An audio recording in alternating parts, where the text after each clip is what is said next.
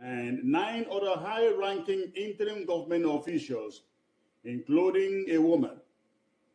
At the interim government, we have no doubt that the government of La République du Cameroon is behind the kidnapping. Those arrested along with the president include Dr. Info Ngala Info, chairman of the Southern Cameroon's National Council, SCNC, Dr. Fidelis Nde, chair, Dr. Henry Kime, Professor Awasum, Barrister Eyambe Elias, Dr. Cornelius Kwanga, Mr. Tasang Wilfred, Dr. Ojong Nkongo, and Barrister Nalowa B, the lone female in the team. The details we have gathered so far are that the president and his team were in a high-level meeting in Abuja, Federal Capital Territory of Nigeria, at the time the heavily armed gunmen invaded the hotel. The meeting had been in progress since around 5 p.m. Nigerian time. At around 7:30 p.m., according to one of the hotel waitresses, the gunmen, 12 of them in number, heavily armed and battle-ready, stormed the hotel and arrested all of them, including the president.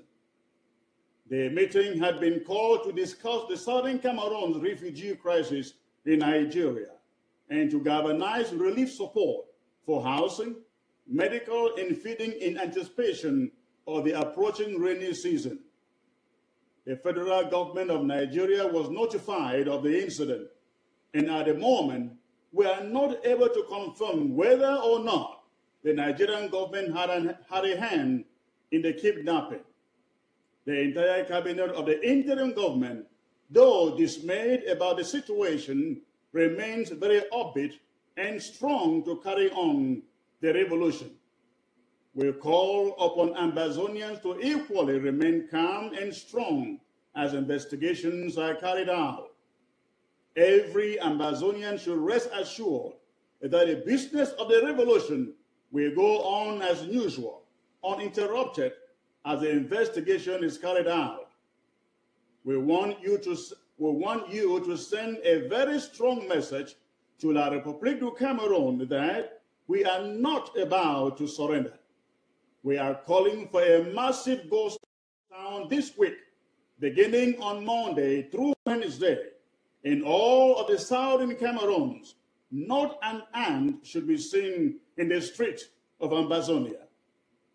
Going forward, this interim government is going to leave no stone unturned, not until our president and all the other leaders are released to continue their role in this revolution.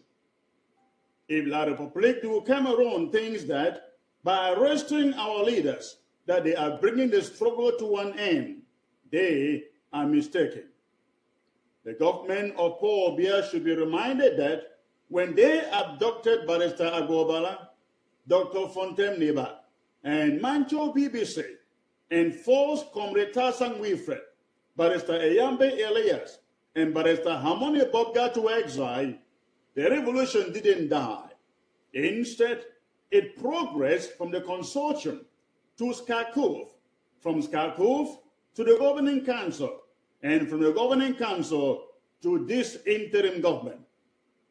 What La République has done by these arrests has only just reinvigorated us. We are now more than ever before determined. The fire has just been reignited in us to escalate this fight for our freedom to the ultimate end. Paul Biya would have to kill all of us, 8 million of us Southern Cameroonians, before he can take over our territory. While ghost towns go on in ground zero, the interim government is asking every Ambazonian in the diaspora to rally around their respective country heads for massive rallies in all Nigerian high commissions and embassies to protest and to appeal to the Nigerian government to stand up to Paul Biya's regime to unconditionally effect the release of our president and our leaders.